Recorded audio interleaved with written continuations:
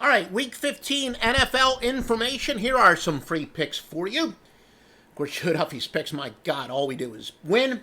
It's that simple. We'll get to more details in a moment. Jets and the Ravens free pick. Go with a very bad underdog based on the so-called sweat barometer. Sweat barometer, those of you may remember my years on the score phones. I used to call it the margin of cover. But anyway, now people call it the sweat barometer. Very bad teams based on that, and that's on how much you do or do not cover by, similar to the points per game, just relative to the point spread. Betting on bad teams, it's a regression to the mean angle, 296, 207, and 8. That would benefit the Jets. And when you have at least a 118-point difference for the season on spread margin, so in other words, it's not going to apply early in the year where there is a small game sample. Obviously, you got to have a pretty good game sample, so it's for the cumulative for the year. Go with the worst spread team, 139, 95, and 9, as the Ravens are actually a league best 11 and 2, covering by an average of 10.2 points per game.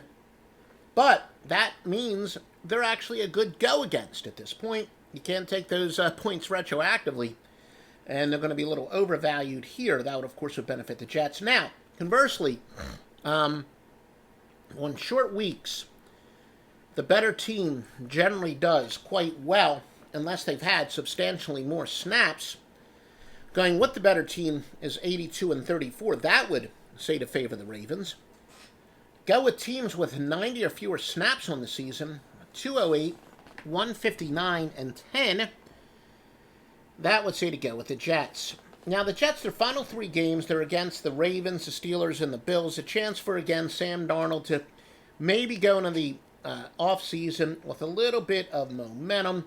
Whether or not that really goes into the next year, debatable. But certainly makes the offseason a lot easier. Jets still with plenty to play for here is the basic point. I do like the Jets plus the 15. The Pats and the Bengals.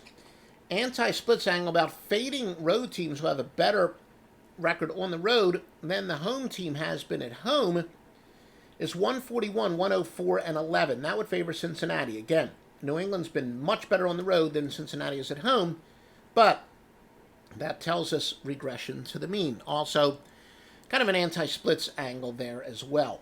Much worse run defense late in the season, 59, 31, and 3. And this goes back a few years ago. I don't remember exactly who it was. It was a former NFL player, and I think on defense, and he was saying that when he looks late in the season, he looks for teams that have been the worst run defense. He thinks they're the ones that are going to tire at the end of the year. And I said, you know what? I can look that up. And he was wrong, at least from a spread standpoint. Bad run defenses are somewhat surprising to me, too. A pretty good play late in the year. Do teams quit late in the season? Well, the answer is on the road, they often do. At home, they don't. They play harder at home than they do on the road. Also runs at the end of the year.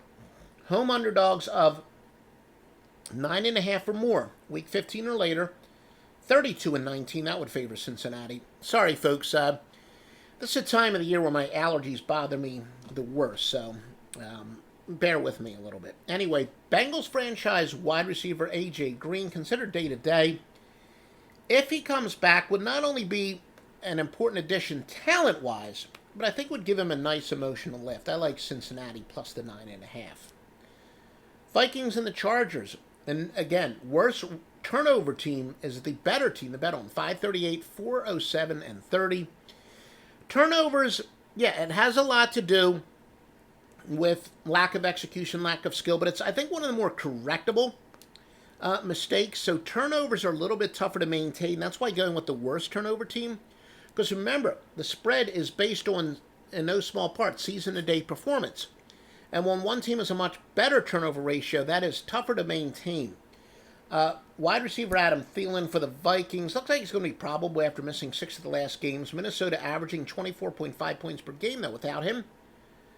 Fading home underdogs off of a win of 21 or more is actually 16 and 6 since 2012. But again, the truth is, not as great before that. And 16 and 6 isn't something that's going to talk us out of it. You know, I like to say predictably unpredictable.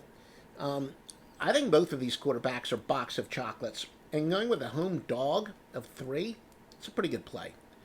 Free pick on the LA Chargers. Again, 34-17 with my premium picks at Joe Duffy's picks. 63-36 in football.